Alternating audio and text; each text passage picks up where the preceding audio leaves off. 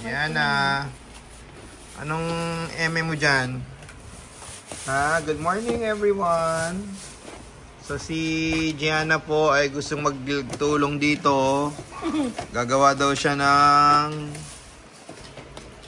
mga container shoe rack para daw doon sa mga sapatos natin, at yung cabinet dyan ay hindi na kasya yung mga sapatos. Dahil dyan ay magbubuo na daw si Kuya Kite, at si Gianna ay nakikinerbiyos. Si Gianna naman ay may sariling lakad. Sinok. Kita niya binibidyo siya. Tatayo na yan. Magkapakit na yan. Sige anak, dali. Show. Yun o. Ganda ng buhok. Pogi na ng buhok. Lalo na si Gianna. Ang ganda ng hair niyan. Gianna, can I see your hair?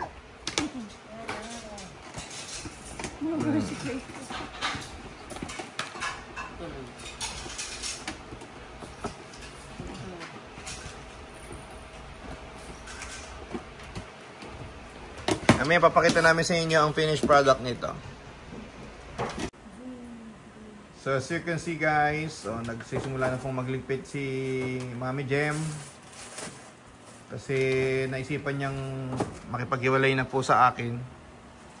Dito na po niya ilalagay yung mga sapatos niya.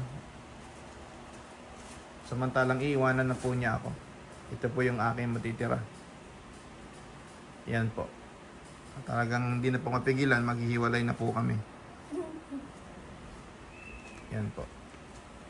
So nakakalungkot mang aminin, pero that's life. It's time for me to let go. I need to move on. Video to. Yun nun, sa'yo sa inyo, palakpak ng palakpak.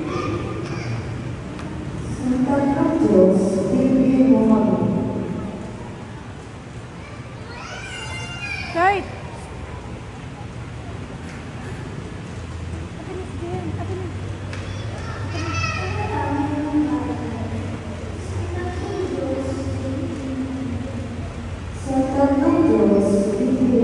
Parang kikis kay Jagan. Kinabahan ako.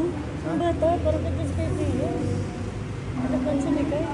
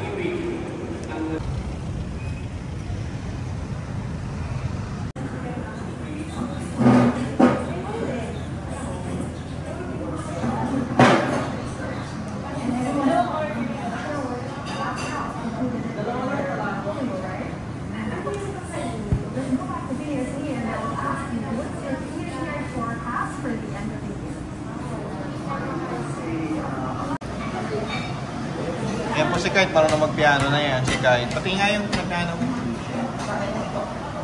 Up lang yun, ha? Pero mas maganda pag personal kasi malaki.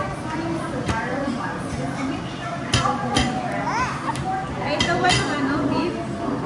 Kay. Pork sinigang. Ah, beef meron na yun. Pork sinigang ang ulam nila. Food nila pala. Si Gianna kanina nakita ko sa sabi niya, Macdo. Si Gianna yun. Pero si Gianna na yung tulog na. Ang tulog kay Mi. Si Gian naman ay naglalaway. Naglalaro ng laway niya. Nakatulog siya.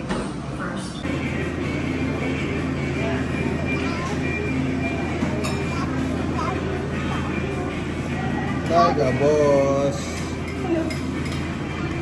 Taga, pogi, boss. Ay, ano?